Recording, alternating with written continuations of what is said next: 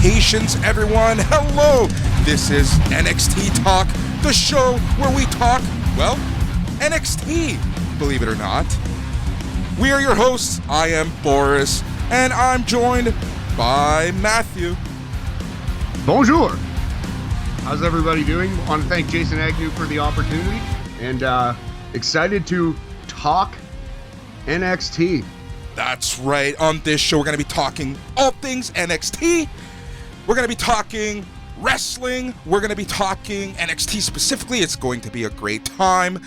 AEW has their old fucks on the Sunday night's main event network. We are the Young Guns. That's right. The Young Guns are going to be talking about all things NXT every week, hopefully. And this week, we were given the awesome opportunity to chat Halloween Havoc.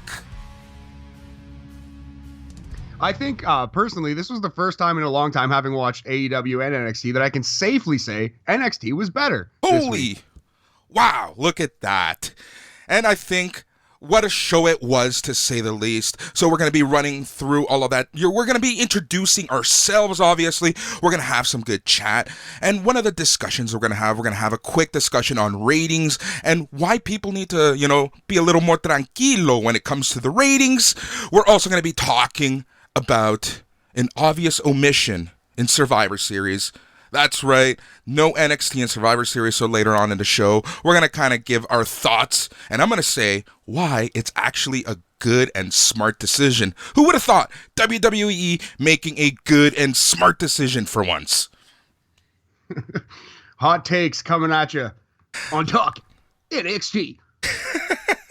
That's right, NXT Talk, Next Talk, whatever you want to call it. The Young Guns are here, so I think before we talk about the actual show, because this is the first debut episode of hopefully many episodes, I like to sort of introduce ourselves. So, Matthew, you can get us started. Well, thank you, Boris. So my name is Matthew Ederer. I am a writer and was sort of an open mic-ish comedian before COVID ended the world. So now I'm making YouTube videos for the website Operation Sports, top 5 videos about video games, usually retro games. Quite a prestigious title on the internet. I think I'm the only person doing it. No, but, just hanging in there like we all are at this time, adjusting with the new normal and trying to figure out how to make our way in this here wrestling podcasting world. Right. So how long have you been watching wrestling? Let's get to know Matthew, the wrestler observer, the IWC member. Pat McAfee would probably be pissed off at you right now, but we'll talk about that in a little bit. So tell us a little bit about the history in wrestling and how long you've been watching and whatnot. Well, so I'm 33 years old at this time, and I have been watching wrestling since I was 3, since 1990. I've seen a lot of, I was mostly a WWE fan, pretty much a WWE truther as a young lad during the NWO years. I was sticking hard with Shawn Michaels and, Man Mountain Rock and such. But, yeah, I fell out with wrestling at a couple different occasions. In 2007, when Benoit happened, I stopped watching for a couple years because, fuck, how could you not? Can we swear on this? Yeah, Sorry. I think. Okay. Also, I stopped watching pretty recently because, again, fuck, how could you not? But AEW kind of got me back into wrestling. I don't love everything they do, but I do try to watch every week. I do support the fact that they are creative and they're doing wrestling the way wrestling used to be in some form, just in that stories progress and such. So right now I'm kind of an AEW fanboy, you could say, but I'm I'm a lifelong wrestling fan, and I'm like that nerd who is written for websites and done star ratings and such. I might throw out some ratings during these podcasts, in fact. So be prepared for that, fans. That's right. That's awesome. Star ratings, they're so overdone. So on this show, we're going to change things up a little bit. We're going to do ratings of the week. We're going to rate the matches, but we're going to have a little more fun with it, and we're going to talk about that in a little bit. So thanks, Matt. What about question yourself, for you. Boris? I have a question for you, actually. Yes, absolutely. Did you ever participate in an E-Fed? I did briefly. I did do an E-Fed. It was when John Cena was first breaking out as like a rapper, and I did a little E-Fed rapper gimmick for like 3 weeks, and then got bored with it. Yeah, I love E-Feds. E-Feds, so I was a part of, for those who don't know, an E-Fed is an E-Federation, an electronic federation, where essentially it's a message board. You create a character, you create a wrestler, and the booker would put you in a match with somebody, and the way that they determined the winner, typically speaking, was through promos. So you would type out your promos, and man, I was in E-Feds essentially from, I'd say, 99 to 2003. There were some E-Feds. I even started and ran an E-Fed for a little while. It was so much fun. But yeah, it was a great way to get the creative juices flowing. Long story short, both you and I could probably write better than the main roster stuff. At least better raps. Yes. All right, thanks, Matt. So, for those of you who want to know more about me, I'm Boris Roberto Aguilar. I've been watching wrestling. Well, I'm 35, turning 35 in a couple weeks. I've been watching wrestling for about 32, 33 years. So, my initial memories of wrestling was the lead up to WrestleMania 5, those Saturday night's main event, when Hogan and Savage were fighting over Elizabeth. Those are my initial memories in life. Between that and the Dodgers winning their last World Series in 1988, because I did live in LA, those are my original memories in life, and I'm so happy that the Dodgers won again. Having said that, I've been watching wrestling on and off, just like Matthew. I've had my downturns with wrestling. Basically, around the Ruthless Aggression era, after Cena really debuted, after a couple years after that, I kind of fell out of love with my first love, wrestling. And the reason I came back to it was because my little nephew started watching wrestling again. Or he just started watching wrestling. He was curious. So we took him to some house shows and they got me back. I'm the type of guy, I go to indie shows.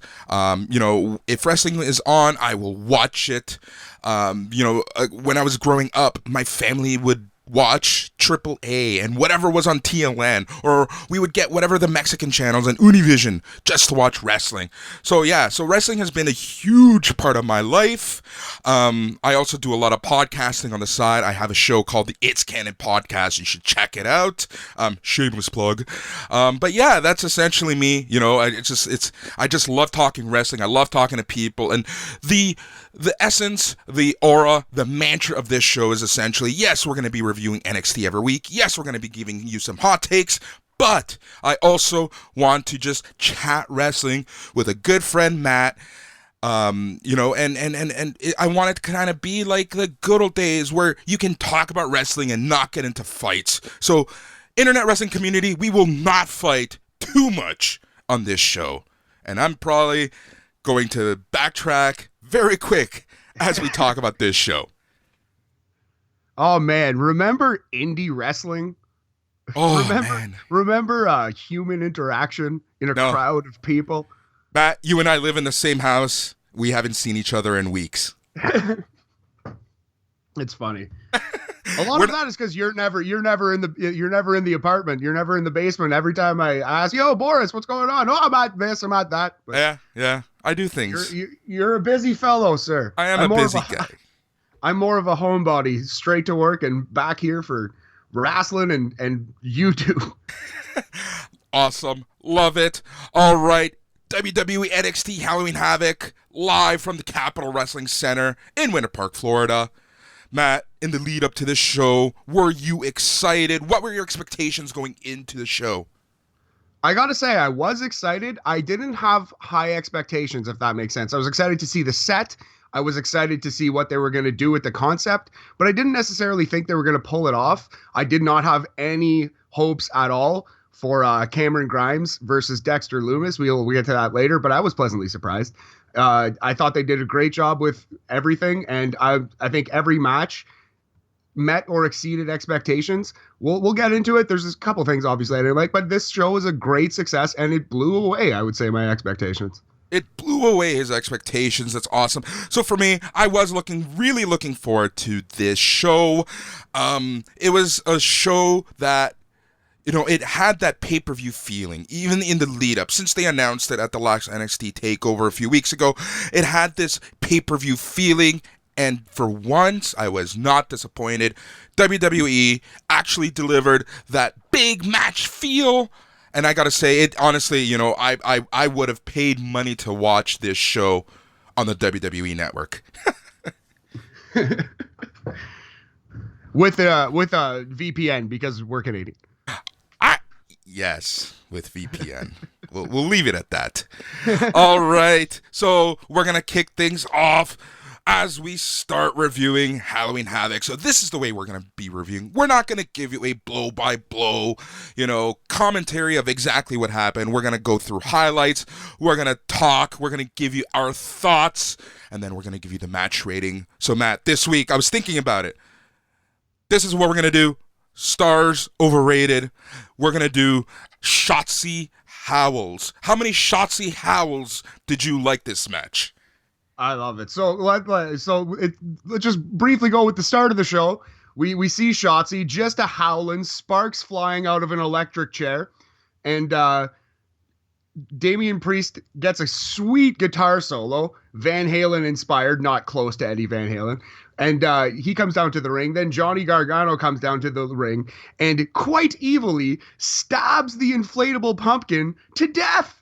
Oh, man. Big heel move. Big heel move. Big heel Johnny. That was like, I just love that. I don't even know why. I just popped for that up my couch. I'm like, yes, I'm in for this. I wasn't really on board with it at first when he first turned, but having left and come back, Johnny Gargano has grown as a heel. He is a very good heel now, and that's not something I thought I would ever say about young Mr. Gargano. Yeah. So, and that was the thing, the fact that they had that live intro music for Damian Priest, it just, for me already, it just felt like a pay-per-view. One thing that we should have added was that the Halloween Havoc NXT had its own set. It just made me reminisce of the days that every pay-per-view had a cool set. I would tune in to pay-per-views, pay money for pay-per-views just to see what that beautiful set would look like. And honestly, NXT, thank you. And it was awesome for actually having a unique set on this show. Absolutely. It was so good. So nice to see. And sorry if it was unclear, but there was a giant inflatable pumpkin at the set that was immediately stabbed by Johnny Gargano. So yeah, into the match. I thought it was really good. I didn't think it was a great match. It was slow at points. There was a part in the middle where it really slowed down and they just were slowly walking to the next spot, which is something that's happening more and more. I'm noticing in WWE matches to kind of flesh out the time they're doing. It's not even, you can't even really call it selling as much as stalling. I think it's a fine line. Perhaps I'm just a crazy nerd. I did really enjoy a lot of the match though. The finish was pretty clever. Yeah. I wonder if we're going to see the Scream costume person unmasked or if it was Candice in one costume and Gargano in the other costume. Right. In the next match. Exactly. So here's the thing about this match. It was a very 50-50 match at the start. And I kind of like, sure, why not? This match was actually pretty long. It went through 2 commercial breaks. They had the picture-in-picture throughout both commercials. And there was actually quite a bit of action that was happening in the picture-in-picture. It was that's one thing that kind of, I don't know how I feel about that just yet. There was a lot of action going on during the picture-in-picture. Like I mentioned, they started off 50-50 in the ring. Then they went outside. All hell broke loose. They were using whatever they could. Gargano throughout the match was playing this cocky heel up until the middle, and that's when he got a little more serious. They used nightsticks. They used everything that they can find. They were going back and forth. They're going throughout the entire set. And then, as we return from a break and Priest was standing over Gargano, Gargano rolls on top of a big crate setup. Gargano kicks Priest. And then Ghostface randomly shows up. And one thing is, I can tell you, I don't think it was Candice because Ghostface was like, 5 feet Huge. 5, much taller than Johnny Gargano. So Ghostface shows up, hits Damian Priest. Johnny Gargano takes advantage, takes a tombstone, hits a tombstone over Damian Priest's head. So we did see a tombstone finisher in this match. I will say that. 1, 2, 3. New North American champion, Johnny Gargano. And who is Ghostface? One thing about the NXT crowd, and because they are in the Capital Wrestling Center, slash Performance Center, slash COVID Outbreak Center,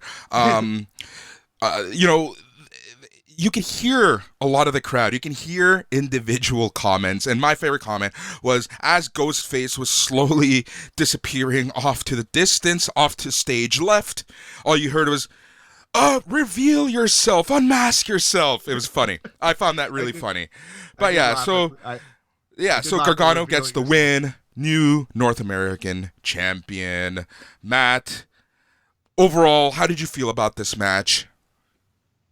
I liked it, thought it was good. Not like great, very good. I would say 3.5 howls, a 75% howl percent on this match. Good, not an A++. Very, very entertaining. I would say my favorite spot in the match, something that I don't think I've ever seen before. It was really, really crazy. Johnny Gargano hits a standing sliced bread on Priest onto the ring steps outside. He just fucking flips his ass over and bam. It was really, really cool. I don't think I've ever seen that move before. Yeah, that's something that I wasn't actually gonna call out. That was insane. When Priest fell, I'm like, how did he fall? How's his spine? That was crazy. Like, I really enjoyed that a lot. And then right after that, they did another DDT onto the table where Johnny literally just bounced off a table like a female performer, like off the announce table. It just no give. Just poor Johnny. Like they just they did beat the shit out of each other in this match. And I also thought like the landing that Priest took, and the fact that he was just covered in dirt from that tombstone was just, it would look pretty rough. And he just had to sit there, selling. There's this another, we'll get to it later in the show, but it was the first the first of two instances where someone was just lying in a pile of smoke or soot. And I was like, oh my God, would you not hate to be this performer right now? Yeah, no, yes, I thought that in the second instance. I'm like, so when they go on commercial, you're just going to like randomly get up and that's that? Like, it was kind of funny. But, this match, like I mentioned, did span 2 commercials. It was a little on the long side. We were nearing about 8:30 when this match ended. So I'm looking at the clock. I'm looking at how many matches we have. I'm like, oh shit, how long is this? How long are some of these matches going to be? It all worked out. So it was really cool. And yeah, I would have to agree with you on the 3 Shotzi howls. Yeah, it was good. It wasn't great. Johnny is your 2-time North American champion. All right, so then, because the show started right away, we cut to the announce table, and Vic Joseph is dressed like, where's Waldo? He asks Barrett, why didn't he wear a costume? Barrett responds with one of my favorite moments of the night. He's like, I did dress up as my favorite wrestler. Bad news, Barrett. That was great. Always good when you hear the catchphrase. Wade Barrett is surprisingly smooth. I liked Nigel as a pure like commentator in terms of his knowledge of wrestling much more, but Wade Barrett is far better suited for the WWE style already, you can tell. Yeah, that he's gone through the WWE School of Hard Knocks because he's just so natural at it, right?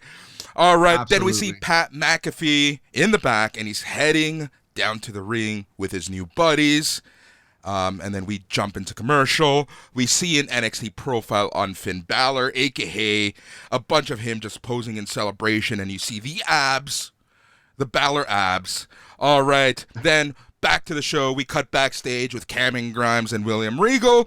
So, quick question. What do you think of Cameron Grimes? I love Cameron Grimes' work in the ring. I loved him as Trevor Lee. Yeah. I hate this character. I don't like it at all. I really don't like this white trash Ric Flair thing he's doing. It's just not for me, really.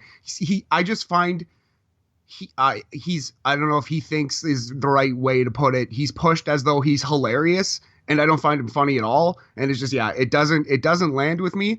Although I was coming into this match with that energy, and I was surprised at how much I liked it. So hey, there you go. Right? You liked it. They won. There you go.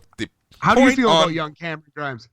And yeah, so I did enjoy his work in Impact. I saw him live a few times in the Indies, and he was always really cool. But you're right. Now he reminds me of, you call him White Trash Ric Flair. I call him White Trash Jay White. I see it. I can definitely see it. That's a good call. Exactly. So, all right, Grimes is backstage. He looks all worried and scared. Regal comes up. Regal... For some reason, Regal looked like he was going to start laughing throughout this entire promo. He looks really calm, soft voice. Grimes is really trying hard to get out of the match. He doesn't feel safe. And then Regal calmly tells him to come out to the parking lot. Grimes questions if that's the best place. And again, he says he doesn't feel safe. Regal, again, very muted and calm, says, "Let's go." They walk out to the parking lot. Cut back to the ring. Pat McAfee with Danny Burch and Oney Lorcan. So Pat and his, and his new buds, they're out here. The new NXT Tag Team Champions, Danny Burch and Oney Lorcan. They got on the mic. What did you think of Pat's mic work? I think Pat is an incredible promo already. He's clearly a natural. I didn't love this promo because it went too long. He repeated himself a few times. It didn't need to be as long as it was. He could have got it done in probably half the time. But one of the best promos in wrestling already. You can't say he's not. He's top 25 or 50 at least. You know what I mean? Yeah. He plays this cocky heel, holier than thou, I'm above wrestling. He essentially insults the entire internet wrestling community many times. And like you said, he did repeat himself a few times, but that's all right. He essentially tells a lot of the Thunderdome fans that they're ugly. He runs down Adam Cole for not congratulating him after TakeOver 30 and telling Pat he did a good match. Pat continues talking trash about Cole and the entire internet wrestling community. He then tells us that he paid a fat sumbitch, Rich Holland, to take out Adam Cole. He paid him with a fancy car. He then complains that Rich Holland broke his leg like an idiot. Continues this cocky heel promo. And I gotta say, he did a great job in this promo, but I do agree. He did repeat himself a few times. Did go a little long, and as I'm already worried about timing, I'm like, how long is this show gonna be? So yada, yada, yada. I'm going to yada yada to the good stuff. Kyle O'Reilly comes out. And as he's in the apron, Pete Dunne makes his triumphant return to NXT. The Bruiserweight is back. Pete comes down with O'Reilly for the first time since March. With the top knot. Sorry. Yeah. With the top knot, yep. Comes out with 2 chairs, slowly making his way, jumps on the apron with both chairs, looks at O'Reilly, hands him 1 chair. They both walk into the ring. And at this point, I'm like, hey, I actually give a damn about the NXT tag team belts for a while. I gotta say, I got worked. I didn't see this coming. Kyle O'Reilly gets the chair.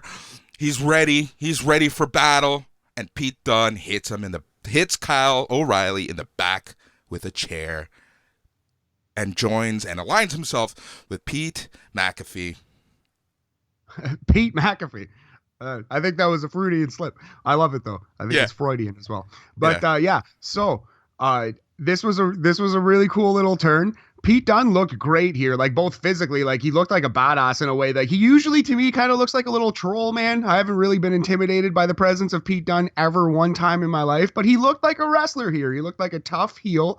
And I also liked a little touch where O'Reilly had the chair and he was calling on everyone. They didn't come. And as soon as O'Reilly dropped the chair, literally the second O'Reilly dropped the chair, Pete Dunne smashed him. I love that because it was such a sneaky, smarmy little shithead heel move. Just wait for him to drop his weapon and then fucking smash him with yours. So I thought this was a great little turn. I'm excited to see the foursome in action. And now we have a clear Survivor Series style match for NXT if they want to do it on Survivor Series weekend. Well, I think we are leading up to War Games.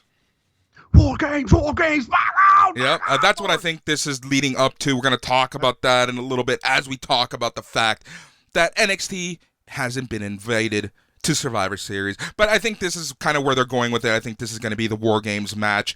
I really like the ending of this when Pat, I keep calling him Pete just because of Pete Dunne, when Pat just yells out, "I'm smarter than you." Yeah, McAfee's great. His instincts are incredible. He's got the stuff you can't teach. Like the it factor, as they call it, is just oozing out of that guy. He's just got it. Exactly. And, kudos to him if his match was pretty good, but if he can keep that up, he has the promo skills, he has that it factor, like just even seeing him walk out, you're like, fuck, like, F you. Like, he's such a good heel. All right, so we cut to the parking lot. A creepy acting Regal and Grimes are in the parking lot. Grimes is still groveling, like he's still like iffy about things. A van pulls up. And Michael Hayes gets out, dressed up as 80s style with his old theme playing. He talks to Grimes. It was a little hard to hear what Michael Hayes was saying. I don't know if that was just like the feed that I had, but it was a little hard to hear him. The music was really loud. But essentially, short story long, Grimes hops into the party van, and off we go into commercial. He said something about like the bad street, of course, being the baddest street, and him living in the baddest house or something. I don't know. I also missed a lot of it too. It was hard to hear. All right, so that makes two of us. So hopefully we didn't miss anything major. But we're leading up to something. All right, so match number. I'm quite certain that we did not miss something major. I just wanted to add that. We missed the most important thing in NXT history. Thank you, Michael Hayes. All right, match 2 of the night, Jake Atlas versus Santos Escobar. Santos Escobar makes his way to the ring with Legado del Fantasma. All 3 men are wearing their makeup or attire influenced by Day of the Dead. More so, Santos Escobar is wearing the bottoms of the Phantasm, purple with question marks, which is a throwback call out to Rey Mysterio's Halloween Havoc outfit when he fought Eddie Guerrero in arguably one of the best matches ever. All right, so Jake Atlas, Santos Escobar, non-title. The fact that they made this a non-title match, I thought Jake Atlas was going to win. He did not. It was a basic match. It wasn't too long. Jake Atlas kind of did his thing. Santos Escobar did his thing. Heels won doing heel stuff. So, one of the members of Legado del Fantasma put on the mask, did the headbutt, threw Jake Atlas into the ring. 1, 2, 3. Santos Escobar wins. What you think of this match? Yeah, it felt like they were short on time here because the previous 2 segments went kind of long. So it feels like they didn't get much of a match here at all. I thought this was slightly below average. It wasn't bad, like terrible. These guys aren't going to have a bad match, but there wasn't anything to it. I'm going 2 howls out of 5, a 40% howl percentage on this one. I did think the absolute highlight of the match was the shorts. The Phantasm was Phantom? The Phantasm. Yeah. I not familiar with the old comic books, but yes, love the shout out to Halloween Havoc 97. In itself a 5-star or 5 howl match, I think. The 97 one, not this one. Yep, I agree again with the number of Shotzi howls given to this match. Yeah, pretty basic. I think we're nothing else to say, right? No, I think that covers it on that one. All right, then we see a video package for Ember Moon versus Dakota Kai. Ember Moon is back in NXT. This video package highlights the conflict between Kai and Moon. Moon says that when Kai left, she was a scared little girl. And we see clips from when Kai was scared by Baszler. Moon says that she respects Kai's attack on her last week as she'd do the same thing. We then see Shotzi Blackheart in an incredibly respectful outfit. And yeah, so back to the Kai and Ember Moon thing. Is Ember Moon a heel? Is she a face? What's Ember Moon? I think Ember Moon's a baby face just because I'm pretty sure that Dakota Kai is a heel. But I don't know. She kind of feels like she's like ready to go heal herself. It's maybe they're gonna like align after this, but no, I'm quite certain Ember Moon's a babyface. She's just kind of like a hardcore and cute fighting babyface, you know? Yeah, I'll take it. Sure. All right, cut to commercial. When we come back, Haunted House of Terror match, Dexter Loomis versus Cameron Grimes. So here we go with our cinematic match. Marilyn Manson's Don't Chase the Dead plays as we start our cinematic match. Van pulls up, the party man from earlier. Grimes gets out, walks into a dark area. We see a chain link fence. We see stuff. Grimes is yelling. He's scared. Walking through woods. He keeps calling out Loomis. Sees a house in the distance. Walks in. And then it's your Haunted House of Terror match. Like, Matt, I don't know. You can go into the details if you want for this bad boy. Well, we could just talk about a couple highlights. Like, it was just spooky non sequiturs, basically. But I don't know. One thing that I did really laugh at was Cameron Grimes is just getting scared up and down the halls, and he stumbles into a bathroom where Yes. there's the silhouette of a woman taking a shower, and he comes out with a line, I didn't know Dexter Loomis had a sister, which was the moment that I was like, you know what, this Cameron Grimes might be growing on me. Yeah. All right, Cameron. All right, you got me. That was awesome. It's just the way that he said it. Like I gotta give Cameron Grimes, like, his voice is one thing, but his facial reactions is what always gets to me.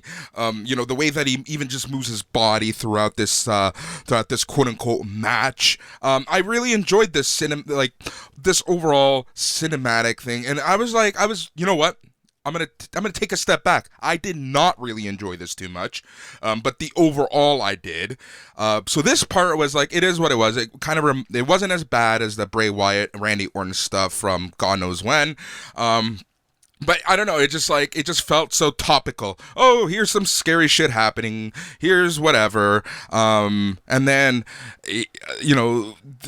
this creepy masked man shows up with others. Grimes runs away to the nearby van. He hops in and says, "Let's go," before realizing the driver is Dexter Loomis.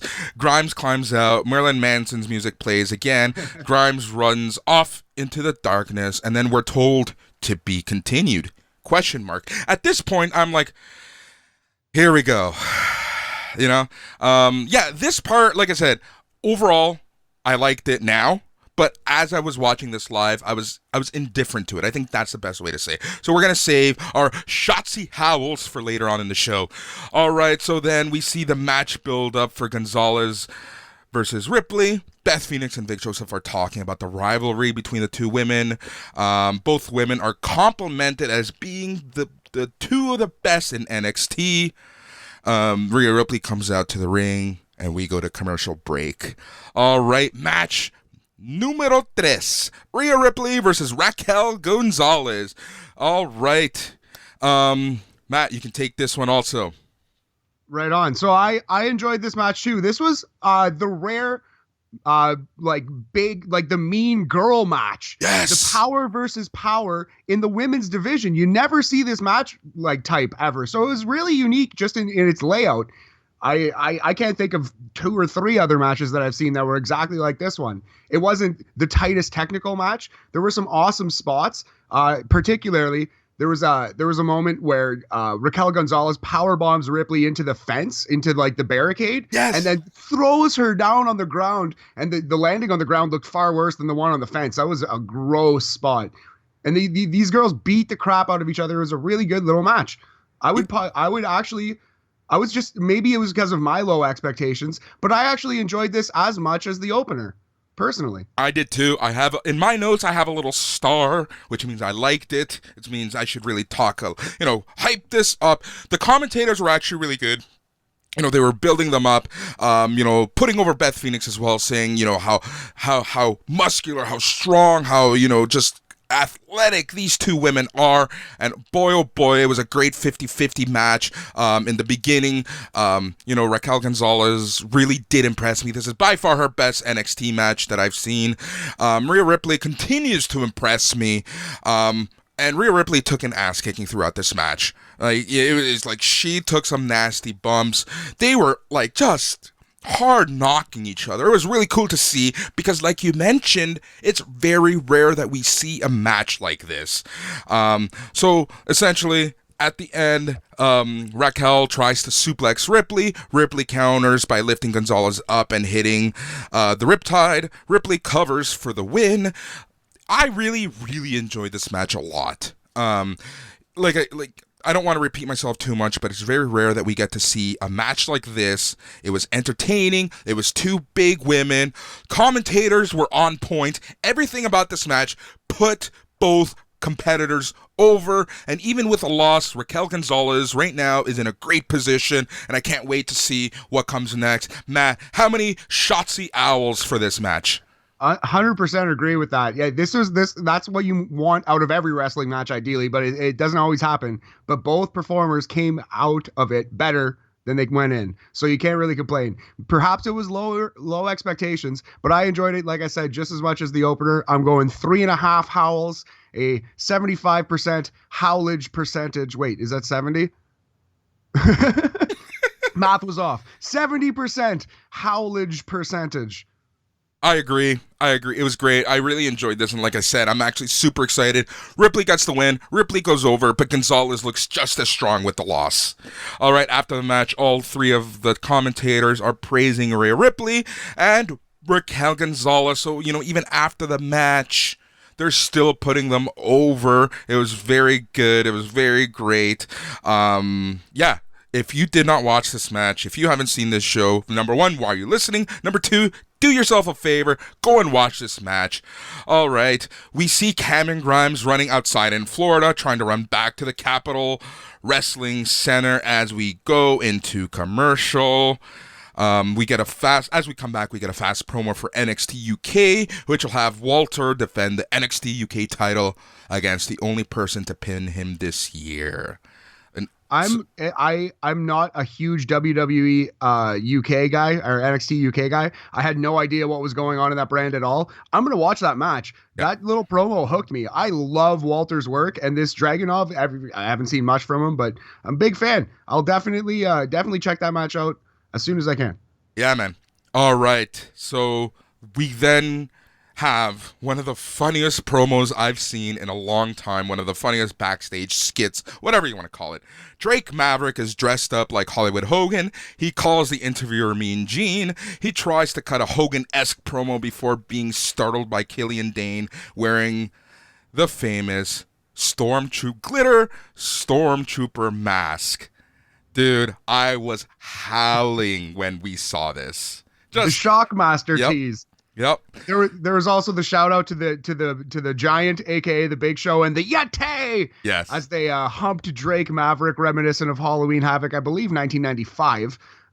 This was a really funny, good promo. Drake Maverick is a great promo. He's a hilarious little WWE personality. He's exactly perfectly slotted where he should be in these gimmicks, I think.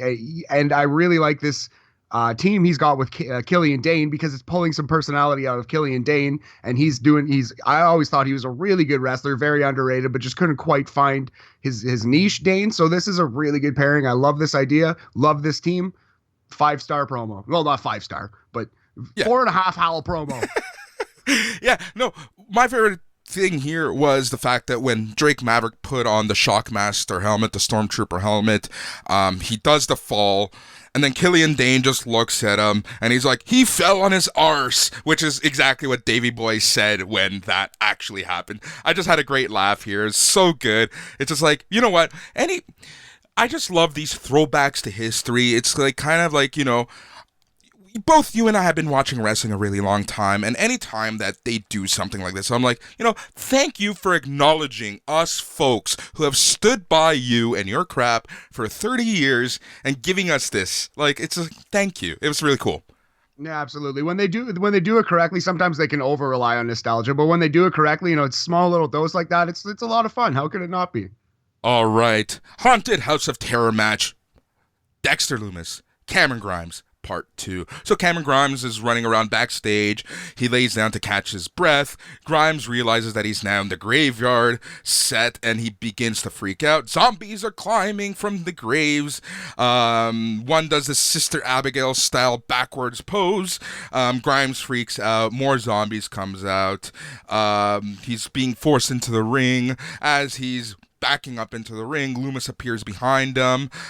Then all of a sudden we see a shit ton of smoke / fog just going everywhere in the ring. And I gotta say, the visuals of this were really cool. They put down the lights.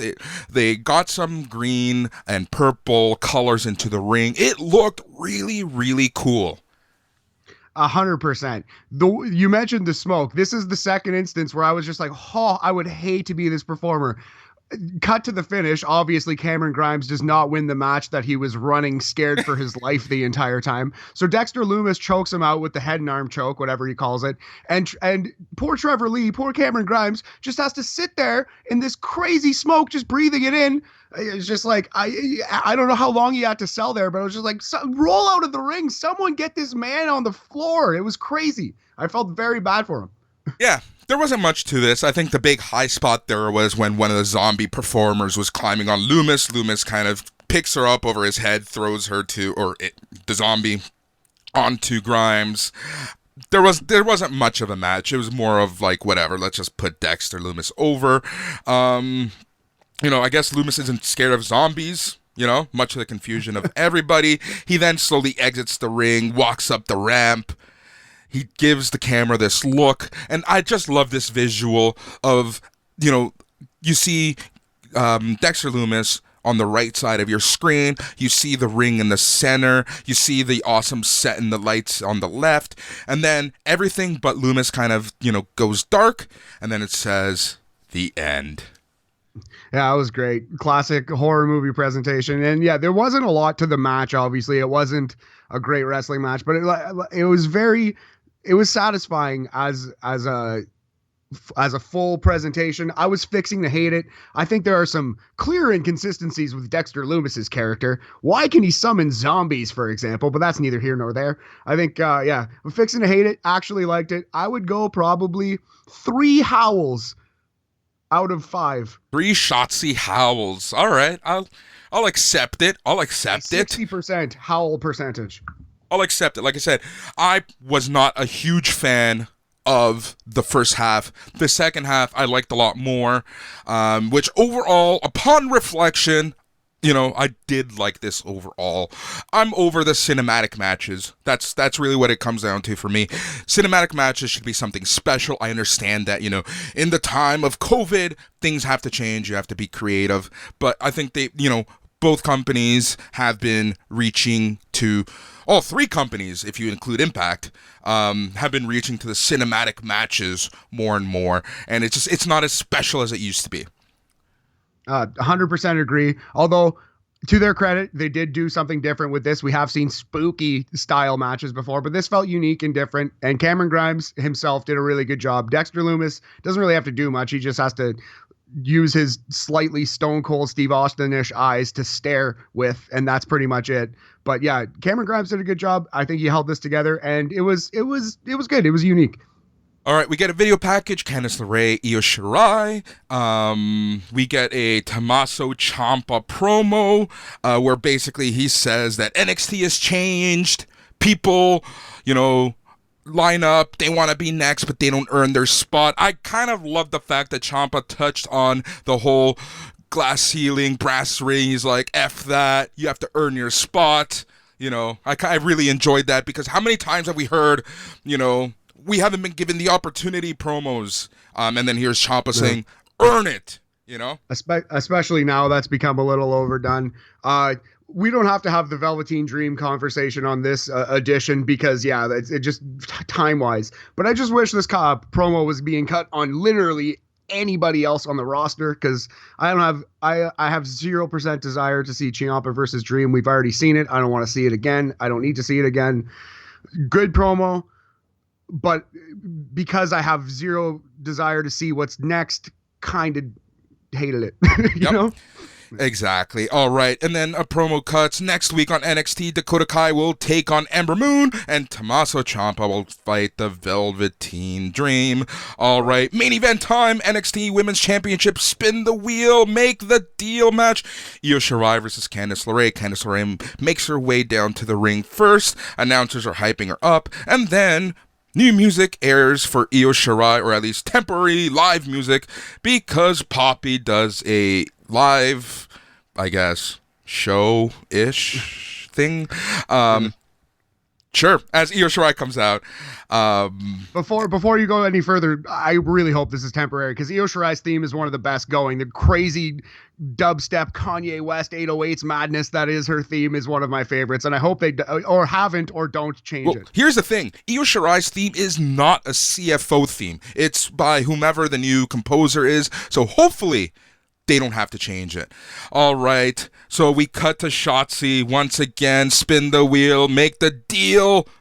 Tables, ladders, and scares match. So it's essentially a TLC match. They start fighting right away. Referee kind of struggles to put the belt onto the hook to raise it above the ring. So they're outside kind of fighting back and forth. This match was awesome.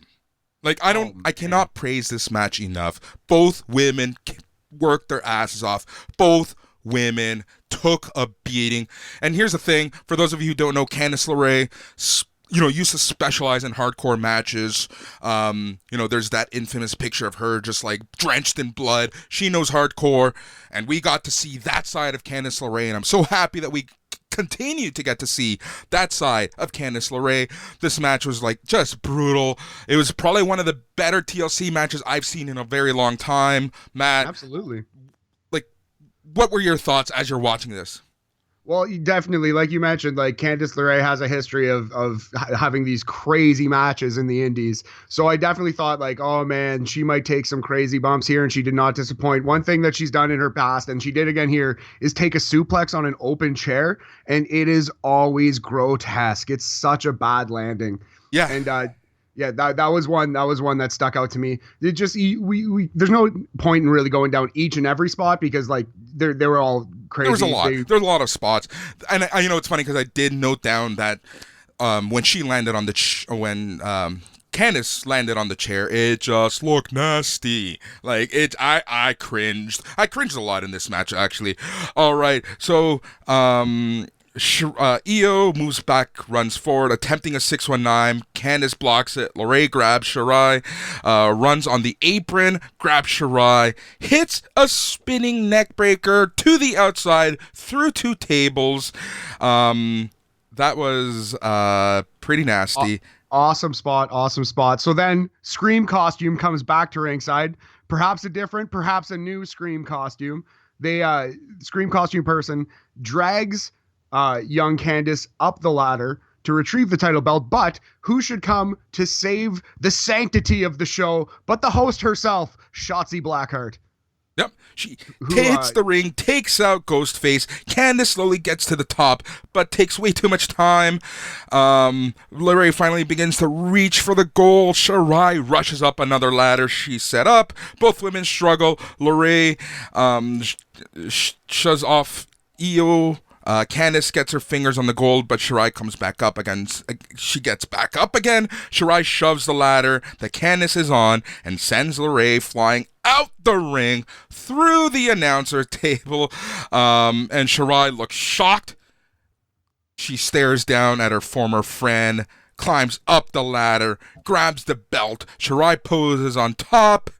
Io Shirai maintains the NXT Women's Championship as our program comes to a close. So, just quick addition. It was through the classic wooden ladder setup next to the announce table on the apron, the ladder bridge. Yeah. Anyway, I love this match. I think you could argue. I'm not sure which one you would say off the top of your head. Is it better? This might be the best women's ladder match I've ever seen. I can't think of a better one. I concur. There have been there's been some good Money in the Banks. I'm sure, like, I think Charlotte and Sasha had a really good TLC, but I think this is the best women's ladder match that I have ever seen in my life. I thought this was really great. I would go 4.25 howls at least. You can talk me into 4.5 howls. I'm going to settle on 4.25 howls for, a really satisfying, worthy main event to a PPV style show. I agree. Good sir. I agree. If this match was awesome, this match was brutal, this match had it all. This probably was one of the better TLC matches that we've seen in general. Male, female, just superstar. This is one of the better TLC matches. Io Shirai just continues to impress me. Candice LeRae, it took a while for her to get her footing in NXT, but she's just killing it right now. But that bump at the end, and you're right, I did misspeak. She fell through the ladder, and that was bridged between the announce table and the ring, and that just looks so nasty. I was just like, wow. Kudos to both Io Shirai, Candice LeRae. That was an awesome match, and that concludes WWE NXT Halloween Havoc. The 13th edition of Halloween Havoc. I really thoroughly enjoyed this show. What was your match of the night? I was a big fan of the show. Definitely thought match of the night was the main event, the ladder match. Even going back to AEW, which we did catch, I would say this was the best match on either show, was the ladder match. Although Kenny versus Pentagon was really, really good as well. I preferred the ladder match. I thought it was, I'd probably give both 4.5 howl or 4.25 howls. But if I had to pick one, this was better, if that makes sense. As we lead into Survivor Series, we're starting to, the only match that we can kind of extrapolate is the War Games match, and everything else is up for grabs. One thing that I did mention off the top of the show is that we were going to talk about the exclusion of NXT into Survivor Series. Now, I'm a fan of this. You don't have your heavyweight, you don't have your NXT champion. Finn Balor's out of commission. And last year, I kind of feel like because of the whole Saudi Arabia plane incident, and they shoehorned NXT into SmackDown, that was kind of like the natural setup for Survivor Series.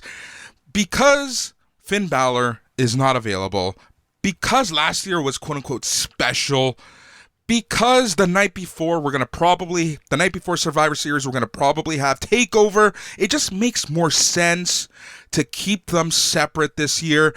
One of the complaints that everyone had, including Jason and Dan on the main show, was that, you have this brutal War Games match, and then the next night, they're just, casually having these Survivor Series matches. That's a really great point. Yeah, so, for me, the fact that they're separating them, you can just have a brutal match, spotlight NXT as much as you want. And I also think there's obviously some politics at play as well. I think not that there's going to be any fans in attendance, but I think the fan reaction towards NXT is so much more positive than the main roster. Including when you include the internet wrestling community, you just kind of want to separate them. You don't want NXT to overshadow the main roster.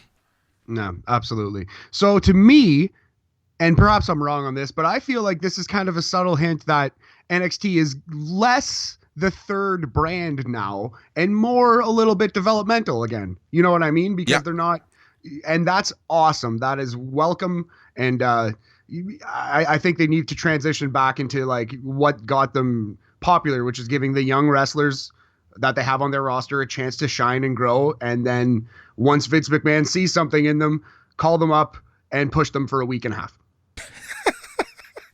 Yeah, we're not even going to talk about that this week. That's something that we're going to be talking about as this show progresses. We're going to try to keep things positive for once here on NXT Talk. So no NXT in Survivor Series. It is what it is. As the next takeover kind of builds up, we'll kind of see what happens. And I'm making a very bold assumption that there is going to be a takeover before Survivor Series.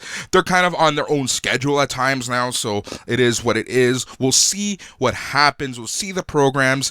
And I'm really looking forward to next week's show. Like, this felt like a bigger show than NXT 31. I 100% agree, and I think it was a better show too. And I think this is like a proper jumping on point for NXT. Like if you haven't been watching in a while, this feels like a good reset almost. It feels like there's some new stories coming. There's some things we have established here that I like. There's some intrigue with a whole bunch of new characters, and I'm excited to see what's coming next. I am actually pumped up for NXT, and I haven't been for a very long time, so that's exciting. Oh, wow. Wow. Look at that. WWE produces a show that gets Matt back on board. Fired up, brother. I love it. All right. The other thing that I wanted to talk about before we go is kind of the ratings. You know, as we continue this show, whether it be on the Sunday Night's Main Event channel or my own channel, we're going to be talking about ratings because everyone loves talking about ratings. But here's my take on ratings. Right now, people need, again, to be a little chill. They need to be understanding. The world is not what it used to be. The world changed suddenly 7 months ago in March. Shit's going on. There's the American election. Sports was back in the fall. And they were in playoff mode, which typically we see that in June, but that wasn't the case. So NBA, MLB, NHL, they all went later because of the restart. So people tend to freak out about the ratings. You know, NXT hovers around the 650K mark. That's not bad, all things considered. And there's a little something happening south of the border in the US of A next week. The ratings are going to be terrible next week for both shows. I no matter what happens in the election, there's going to be a ton of fallout, obviously. Exactly. So, let's not hype the ratings too much right now. Let's let things happen. Let's see the fallout of the American election, as we see the fallout of NXT Halloween Havoc. But let's not dwell on the ratings too much. Let's be happy that we have amazing wrestling on Wednesday nights, and one of those amazing wrestling shows is from WWE. Crazy! What a time to be alive! Life is good, Life is good right now. Life is good right now. Before we begin, not begin, quite the opposite. Before we end, I did want to say, I want to kind of go match of the night and promo of the night through the Wednesday Night Wars kind of thing. So I think the best match that you're going to see on either show tonight was the main event of NXT, the ladder match, Io Shirai versus Candice LeRae. I think the best promo of the night that you're going to see was on AEW. It was Jon Moxley's pre-taped interview on Eddie Kingston. I thought that was fabulous. I cannot wait for that match. That is the single match that I'm most excited for in wrestling right now. Wild Dogs couldn't keep me from that one. Oh, yeah. I'm going to be tuning in to the old fucks, hearing what they have to say about the Dynamite last night. It's going to be really cool. It's going to be awesome to hear kind of their thoughts, and I too am looking forward to Moxley Kingston. But because we're talking about all things NXT, my promo of the night will go to my homeboy, Pat McAfee. Fair. That's definitely a worthy contender. Pat McAfee brought the thunder as he usually does. Can't argue that, my friend. All right, Matt, it's just about that time. So before we go, I do want to thank everybody for listening. Jason, thanks for giving us this chance. Hopefully we can continue this show. And like I mentioned, whether it be on the Sunday Night's Main Event channel or my own channel, stay tuned. Everyone, thank you so much. And the last thing I want to do before we go, and that is because I did ask for it, and that's a little bit of feedback to the show. So, all right. So, Sean Burkhead says it was a solid card. The two women's matches were matches of the night. McAfee's crews look awesome, and I'm guessing we are heading to War Games. All right, Randy Carpentier said enjoyed the later half of the Gargano Priest match just before the commercial break, where the ref goes to Gargano. 10 minutes left. Loomis and Grimes was way better than I expected. Funny skits and comments in that match. Ending looked great too. Gonzalez Rhea, great big lady match. Gonzalez best match in NXT for sure so far. Now to Candice and Io. These ladies are bump pros. Candice always, even since the indies, makes her bum so real and so hard and sells great matches. Bob Kapoor, Ryan Gonzalez had a fantastic match, Both the title matches were fun brawls, and kudos in particular for LeRae taking that ladder bump. McAfee may be the best obnoxious heel promo in the business. There's absolutely no likability to him whatsoever, and that's a good thing. Haunted house stuff wasn't really my cup of tea. There we go. So again, thank you to everyone. I know that this was a pay-per-view like show, so not every week is going to be like this, but I'm so glad that we were able to chat about this particular show. So again, thank you, Jason. Thank you, everyone, for listening. We hope to be back. He's Matt. I'm Boris. And this is NXT Talk.